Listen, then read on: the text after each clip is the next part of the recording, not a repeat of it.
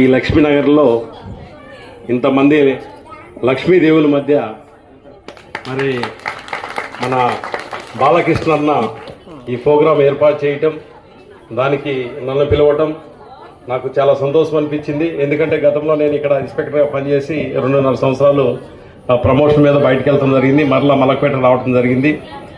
నాకు ఈ ఏరియా తోటి చాలా అనుబంధం అనేది ఉంది.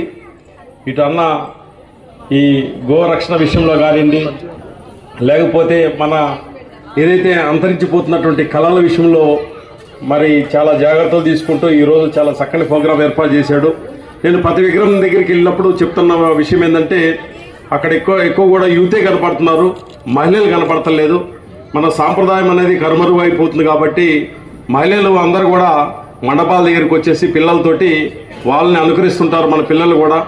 ఎందుకంటే మరి మనకి విఘ్నాలు కలిగించే దేవుడు విఘ్నేశ్వరుడు కాబట్టి ఇది రైట్ టైము. మన అందరం కూడా ఒక దగ్గర గ్యాదర్ అయ్యి మన మనసులో మాటలు అంటే చెప్పుకోవడానికి ఒక అవకాశం ఉన్నటువంటి వేదిక ఇది.